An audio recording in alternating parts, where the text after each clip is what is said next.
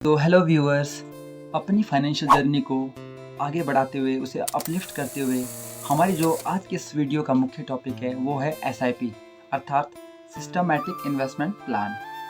तो प्रश्न दोस्तों ये उठता है कि एसआईपी आखिरकार है क्या। तो एसआईपी म्यूचुअल फंड में निवेश करने का एक ऐसा तरीका है जिसमें कि निवेशक अपनी एक तय निश्चित की हुई राशि को, जैसे 100 रुपये, 500 रुपये, 1000 रुपये, 2000 रुपये, एक निश्चित तारीख को 1 महीने में या अथवा 3 महीने में एक निश्चित तरीके के साथ निवेशित करता है और उसे म्यूचुअल फंड मैनेजर के माध्यम से, जो म्यूचुअल फंड का फंड मैनेजर होता है, वो उसमें उसकी निवेश करने में मदद करता है। तो दोस्तों प्रश्न अब ये उठता है कि आखिरकार एसआईपी काम कैसे करता है।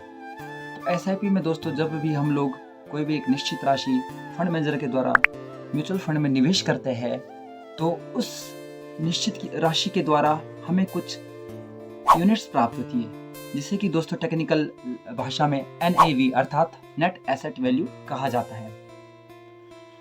उदाहरण के लिए एक निवेशक अगर प्रति माह 1000 रुपये म्यूचुअल फंड में SIP के तौर पर निवेश करता है और उसकी वैल्यू, नेट एसेट वैल्यू अगर उस समय म्यूचुअल फंड की 20 रुपये चली हुई है तो हमें 20 गुणा 1000 is equal to 50 total units प्राप्त होगी। अब जैसे जैसे आगे बाजार के उतार चढ़ाव को ध्यान में रखते हुए इस NAV की वैल्यू अगर ऊपर की ओर बढ़ती जाती है और इसकी वैल्यू अगर 20 रुपये से, NAV की वैल्यू 20 रुपये से बढ़कर 35 रुपये हो जाती है, तो दोस्तों जो हमने ये 1000 रुपये निवेश किया था, इसकी 1000 रुपये की टोटल वैल्यू आगे बढ़कर 1750 रुपये हो जाएगी। तो ये दोस्तों टोटल प्रॉफिट हमारा कहलाएगा।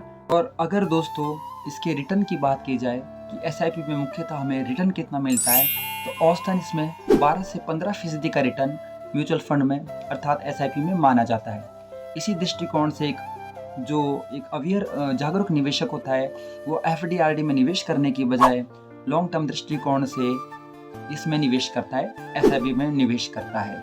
तो जब भी हम लोग को एक निश्चित अमाउंट 1000 रुपये, 2000 रुपये म्यूचुअल फंड में निवेश करते हैं तो उसे हम इनडायरेक्टली फंड मैनेजर के माध्यम से म्यूचुअल फंड में निवेश करते हैं। और जो फंड मैनेजर होता है वो अपनी बुद्धिमत्ता और IQ लेवल का उपयोग करते हुए उसको विभिन्न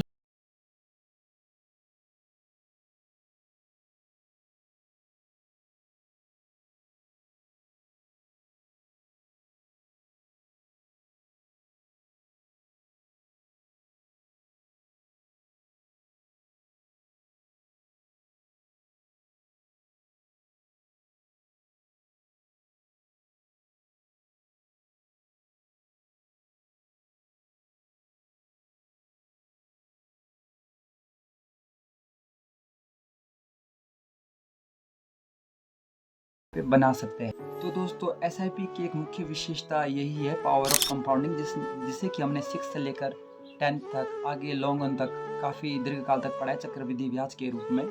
वो यहाँ पे रियल रूप में काम करता है। अगर आपकी वैल्यू 1000 रुपये से बढ़कर 1500 रुपये, 1700 रुपये हो जाती है या हो गई है, तो अगले जो कंपाउंडिंग है, इंटरेस्ट की बात है, उन 1700 रुपये के ऊपर लगेगा, ना कि उस बजाय 1000 रुपये के ऊपर। तो इस सारे प्रोसेस को ध्यान में रखते हुए हमारे जो फेमस साइंटिस्ट थे अल्बर्ट आइंस्टाइन, उन्होंने इसे 8th wonder of the world, power of compounding is the 8th wonder of the world भी कहा था। तो इसकी कुछ ना कुछ ये बहुत ही महत्वपूर्ण विशेषता है। तो अगर आप सभी इसका फ़ायदा उठाना चाहते हैं तो आप जल्दी से जल्दी म्यूचुअल फंड में SIP के जरिए निवेश करें और अपने भविष्य को सुरक्षित करें। इसी के साथ दोस्तों आज के हम इस फाइनेंशियल जर्नी के ब्लॉग को यहीं पे समाप्त करते हैं और आगे के लिए हम लोग अगला जो टॉपिक लेके आएंगे म्यूचुअल फंड और SIP में मुख्यतः अंतर क्या है। हालांकि दोनों ही एक ही चीज़ के दो पहलू हैं। धन्यवाद।